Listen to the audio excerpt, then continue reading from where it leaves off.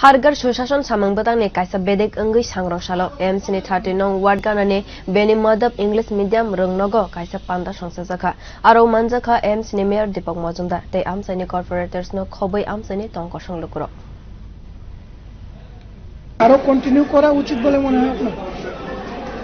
রাজ্য সরকারের যে প্রতি ঘরে ঘরে সুশাসনের যে কর্মসূচি তার অঙ্গ হিসাবে সারা রাজ্যে যেমন চলছে, আমাদের আগরতলা পৌর নিগমে 11টা ওয়ার্ডে প্রতি ঘরে সুশাসনের এই কর্মসূচি এবং শিবির প্রতীক নেওয়া হয়েছে। আমরা বিভিন্ন ওয়ার্ডে অলরেডি করা হয়েছে। প্রতি ক্ষেত্রে যা বললেন আপনি যে ওই মানুষের চাহিদা অনুযায়ী প্রতিটি জায়গাতে দুবার তিনবারও প্রশাসনিক শিবির করা হয়েছে। যদি প্রয়োজন মনে করা হয় যে এখানে আজকে যারা আসবেন তারা যদি সুযোগ গ্রহণ করতে পারেন বা আরও থাকে তাহলে আমরা সমাবেশ করব।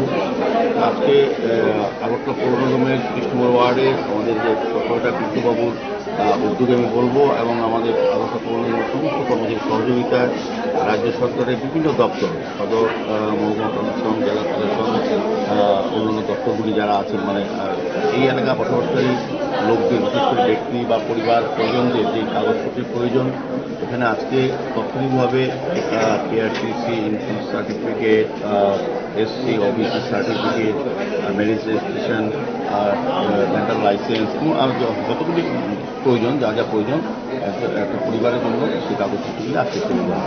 আমার বিশ্বাস এবং প্রত্যাশা আমাদের রাজ্যের মাননীয় মুখ্যমন্ত্রী মানুষের নেতৃত্বে সরকার যে সিদ্ধান্ত নিয়েছে প্রতি করে সরকারি সুযোগগুলি পৌঁছে দেওয়া, মানুষের কাছে সরকারের সমস্ত সুযোগগুলি তার ঘরে পৌঁছে দেওয়ার যে মাধ্যমে প্রশাসনিক শিবির আমাদের পৌর নিগমের আমাদের ওয়ার্ডে হচ্ছে। আজকে যারা কাগজগুলি জমা দেবেন, যারা যেগুলি পেয়ে যাবেন আজকে তৎক্ষণাৎ পেয়ে যাবেন।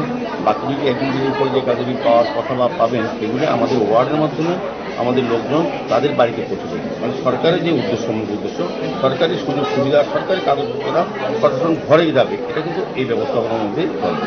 আমাদের আগরতলা পৌর নিগমের সমস্ত ওয়ার্ডই চলছে। আগামীকালও কিছু ওয়ার্ডে আছে। আমার ধারণা যে আগরতলা শহরবাসী উপকৃত হবেন। রাজ্যের সঙ্গে সঙ্গে শহরের যারা আছে 11 ওয়ার্ডের অন্তর্ভুক্ত জনগণ তার বিভিন্ন সমস্যার সমাধান কিন্তু প্রশাসনের সুবিধামুখী হবে।